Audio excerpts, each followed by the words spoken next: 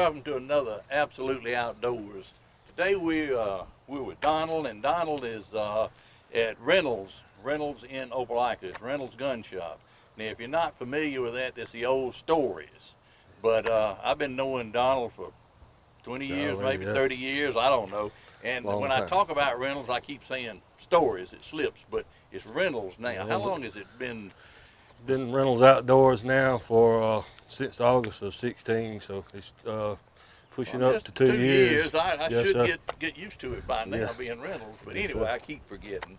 But anyway, Donald is our safety expert and our gunman today. So he's going to be going over some of the safety features of guns, and we've got Sarah Young and Craig Coulter. He's going to be instructing them or showing them about safety things. And then we're going to shoot a little bit. But we're out here. We're in Opelika. I wish that you could pan around and look at the view. It's absolutely gorgeous. But anyway, we'll get started. We're going to get Craig and Sarah to come over here in a few minutes and just get a shot of this place. This is absolutely gorgeous. Anyway, while he's doing that, how long did you work at Stories? How long have you been at Reynolds? I've been employed at that same place for going on 40 years. I started in 1977. At 16 years old, I had a good friend that his daddy owned a shooting range in Beauregard, so I got started around guns when I was a little kid. My daddy got me started hunting probably at around eight years old, and been around guns all my life, and wound up at Stories, and then it turned to Reynolds now, and still doing guns. And I ain't gonna tell how old I am because I probably already have. But, been in it a long time, Steve. You sold me a lot of guns. But not only is he good with guns, he's good with bows too. If you have any problems with your bow, Craig would not let anybody touch his bow. That's right. You, for back years. when he was a real little boy, and we'd bring in a little bow about this big, and you'd tune it up for him. That's and they used to shoot over at the Archery Connection in Phoenix City, and they still do that. Have you ever been over there? I'm sorry to say that I have not been over there. I've heard a lot about it, and I heard they do a lot of bow business over there. They do. Yes, they really do well over there. They have a tournament every Friday night for kids. That's wonderful. Yeah, and getting these kids to shoot, and it's just absolutely been great. They have a full store, I guess you'd say, with all the camo and all that, and they're selling guns over there too. So it's really turned out to be I need to a make nice my place. way. You need to go over there and at least see it. I do. I need to get Rob. We'll all ride over one day and take a look at it. That'd be nice. All right, we're getting ready to get Sarah and Craig up here. We'll be right back.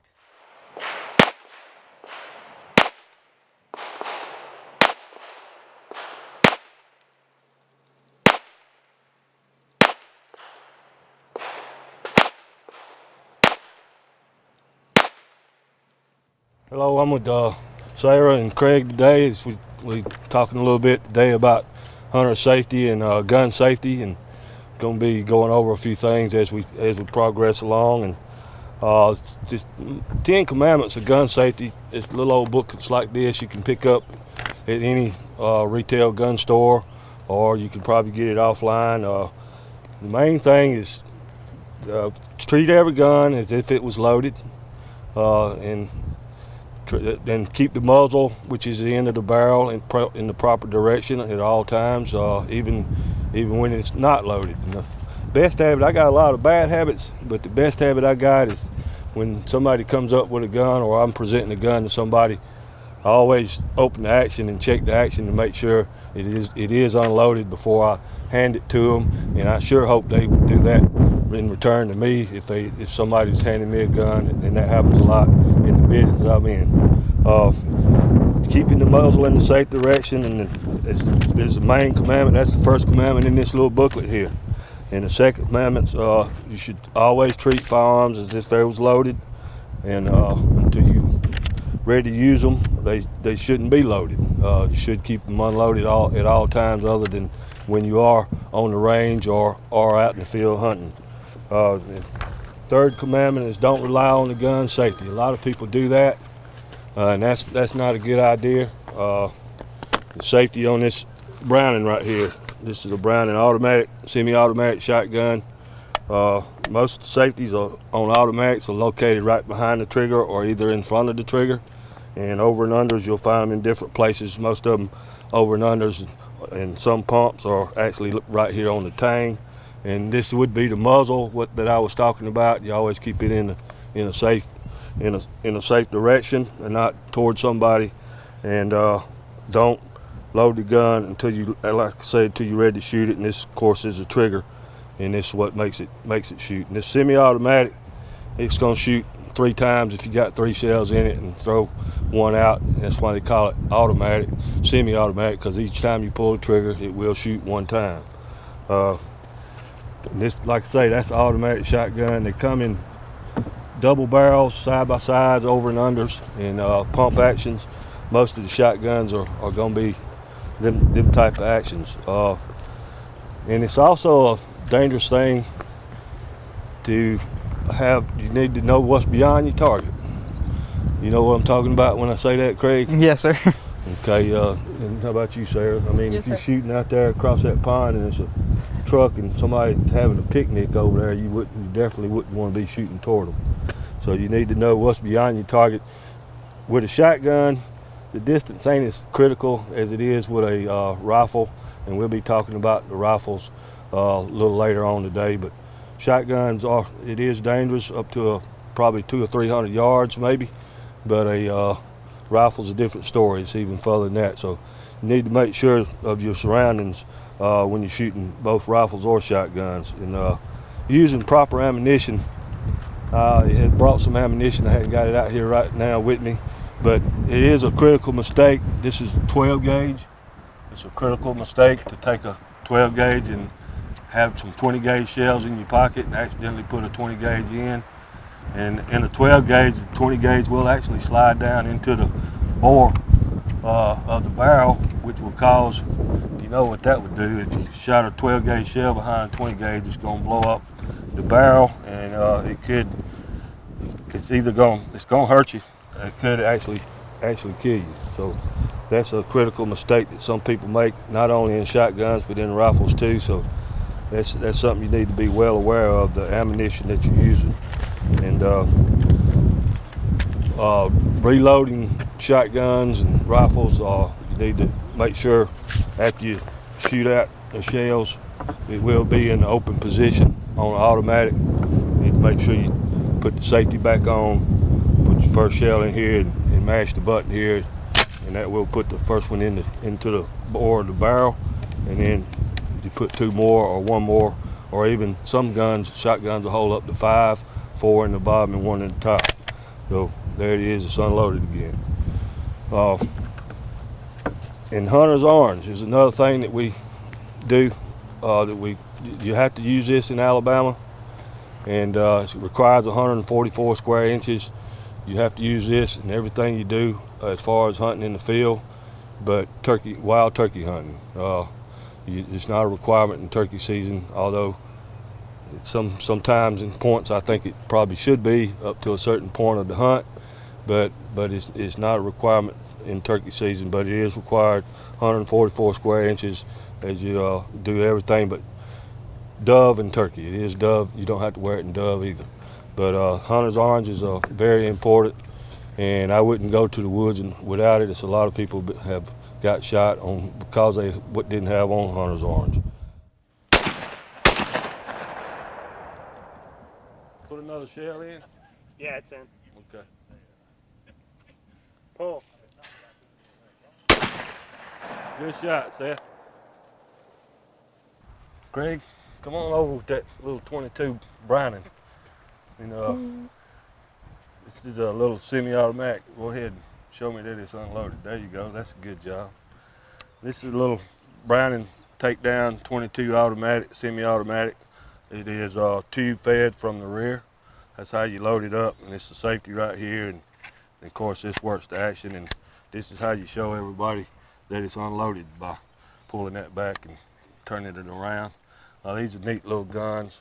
22s are a little smaller shell. Can you get that, Chris? It's a little small shell, and it's called a rim fire. And the reason it's called a rim fire because the firing pin hits on the rim of the casing here to make it go off. And other rifles are known as, this is a 5.56 or 2.23 I got in my hand here. They're a center fire. The center fire goes off by hitting the primer in the middle of the casing. And that's going to be on high-powered rifles and stuff like that.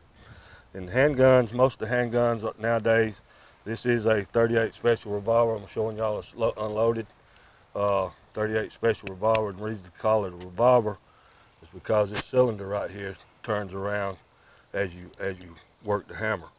And this is a semi-automatic handgun. It's called a pistol because a pistol takes a magazine mostly, and then you got single shots. It's all they call them pistols too. So handgun categories are revolvers and pistols. And this is a Smith & Wesson here. It's as I say, it's clip fed. This magazine is the proper word for it. Holds 17 rounds. Put it in there and then drop the action, and it's ready to fire when you take it off safety. Some handguns don't have safeties on them. I'm gonna leave this open so everybody can tell it's not loaded. And they are center fire like the rifle is, like I said. And shotguns, has got a Browning here, another Browning. This is a Satori. This is more of a target gun. And this is actually your gun, right? Yes, sir. And it's a 20 gauge. This shoots this size shell. I'll explain the difference in the gauges in a minute. This gun is made for target shooting, skeet and trap and sporting clays mostly. That's what you do mostly, right? Yes, sir. And it's ported. Porting takes a little bit of the recoil out of the barrel. Out of the kick. And this screw-in chokes here. Chokes I could explain to you. It just changes the pattern of the shell, how big a pattern at a certain distance. And fiber optic sights on it. And the sporting gun also has a higher raised up rib, and it's wider. As you can tell, that rib's pretty wide. And as I mentioned a while ago, the safety's right here on the called a tang safety right here. And the trigger on this gun is adjustable trigger. It's got a little ladder that it runs up and down on that you can set it for a different length of pulls. And I'm sure Sarah had to have it adjusted some when she first got it. And it's also got you can raise the cone. This is called a cone right here, the cheek piece. You can raise it up to suit the shooter. That's a very good looking shotgun you got there, Sarah. There you go. And the gauges, as I was saying, most common are 12 and 20 and 28 gauge. I don't have a 28 gauge shell with me today. I do have a 410 and a 16. The way they determine the gauge of the shell in the days when they come up with them is 12 gauge. It takes 12 lead balls this big around to make a pound. In the 16 gauge, it took 16. And then as you see, it gets smaller. 20 gauge, it took 20. That ain't true with the 410. The 410 was different. It's 41 caliber, and that's the way they come up with the 410 gauge. Let's go to a break.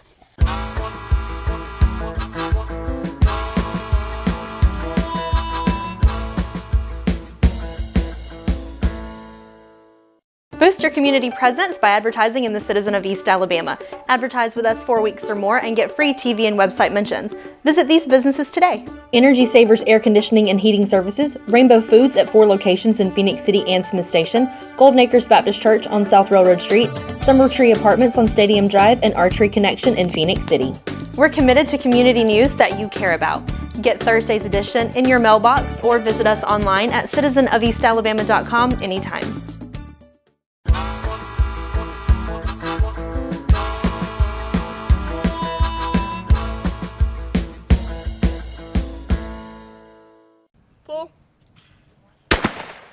Good shot, Sarah. Pull. Pull. Good shot. All right. Okay, Craig, we talked about a lot of stuff already today, and hunter safety and orange, and wearing the orange and different calibers and gauges and stuff. We hadn't talked about personal safety as far as hearing and eye protection. I do wear prescription glasses, and they are what they call them, impact resistant. They are kind of safety glasses, and I do use them shooting. And usually I use for hearing, I use muffs that go over your head, and they make these in many variations nowadays. You can get muffs that are made where you can actually hear the people around you talking, and a certain decibel of sound, they cut it out. So these are not electronic like that, but they are good muffs for hearing protection. And also I have around my neck. Now, you have any earplugs with you today? Yes, sir, I do. Okay, I have some earplugs that I brought from the store here.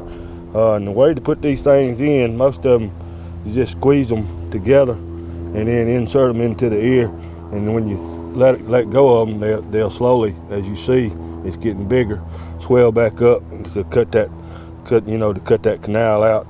So it's good hearing protection with the earplugs, and also safety glasses. I see you got some there. Let's put them on. See how they feel. They are adjustable. Them are, as far as the length of the ears and all. So them look pretty good on you. And it's a good thing to have eye and ear protection while you're out shooting, and eye protection as far as hunting goes too. If you're dove shooting, you don't need to be talking to anybody and stuff. You could wear hearing protection, but while you're deer hunting, you need to be hearing what's going on, and turkey hunting. So at that time, you really don't need to have hearing protection, because you need all the hearing you can get. And as far as us shooting together, as far as say that we shooting that automatic shotgun we showed you earlier, it's got the port on the right side of it. You're not just worried about somebody shooting you and getting hit in the eye with a projectile or something. The shell, the empty hulls are flying out. If you're sitting there pretty close to me on the right side of me, and maybe we're dove hunting and you're over here and we're shooting as the doves go by, them empty hulls are gonna be flying at you over there, and you need some eye protection for that too. And also dove hunting, I suggest that when you do hunt doves, you need a camouflage cap on. Also, because a lot of times you get rained with shot that comes from way across the field, and that's normal at a dove shoot. So, it's not something that's going to hurt you, and hardly ever it will penetrate you as far as the raining down shot. So it's good to have a cap on, so that reflects a lot of that shot that comes down. So it's a good thing to have hat and earplugs or earmuffs is when you're on the target range, and as well as eye protection. It's a good thing to have that as you're hunting or shooting. Pull. Wait, I didn't even see it. That's good. I didn't even see it. All right. All right. That's going in the show. Pull.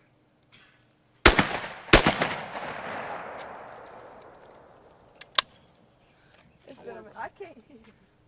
Donald, we really appreciate what you've done today, told them about the safety. And we're going to shoot in a few minutes. I think Sarah and Craig's ready, but I want to talk about, and they know about this, but you people watching at home, you have to determine if you're right-eyed or left-eyed dominant. And the way to do that is take your finger like this and hold it out in front of you on something. If you're in your living room and you see something on the wall way away, do it like that. All right, close your left eye and look at it through your right eye. Then close your right eye and look at it through your left eye. All right, if you still see it with your right eye open and your left eye closed, you're right-eyed dominant. If you don't see it, you're left-eyed dominant. Now, it's a real problem, because if you're going to shoot a shotgun, you got to be looking this way, right down the barrel, or you'll be looking across it. The only way to correct that is put something over your glasses or close that eye, which you can't do it. But my friend here, tell us about it. I got a real handicap with that. Up till I was about 13 years old, I was shooting right-handed and right-eyed left eye, I cannot close my left eye and keep my right eye open. My brain will not let me do that. And it's other people that I found out throughout the years. That's right. That are like that. And like I said, the only thing you're gonna have to cover that eye. That's right. You either cover it up or you learn to shoot the hand that's your eye. I don't think I could ever shoot left-handed. I did. You did. did. You what? But I was 13 years old, Steve. a lot of people say, "What am I doing wrong? What am I doing wrong?" I said, "Have you checked? Are you left-eyed or right-eye dominant?" "No, I don't know what you're talking about." That's the first thing you got to do before you pick up a shotgun, is figure out. And then if you're right-eye dominant, you can shoot from your right shoulder. Yeah. I was actually doing this. That's getting to the left eye, trying to get the left eye over there. And I couldn't go above a 410 because when it kicked, It hit you in the cheek. Hit me in the nose, and it hurt. So yeah. At 13 years old, I broke my arm, my right arm, right across here. And it was during hunting season, and I wasn't gonna quit hunting because of a broke arm. So I developed a holding up like this with an air rifle and shooting with my left eye. Man, that's what I've been needing to do all my life so far. So at that time, I figured I needed to shoot left-handed, and I've been shooting left-handed ever since because I am left-eye. Well, that's a big thing. I don't know, Sarah, I guess that Argo went over with you that, make sure you were right-eye dominant, and I know Craig's right-eye dominant. So don't go away, we're going to start shooting in just a minute. We're going to have Sarah and Craig out there, and they're going to shoot a few clays for us. Pull. Good shot, Sarah. Pull. Oh crap. I'm sorry, you wasn't ready that time. I thought I was. That was actually really good. All right, Craig. All right, Craig. Pull. Pull. Good shot. Right. It broke.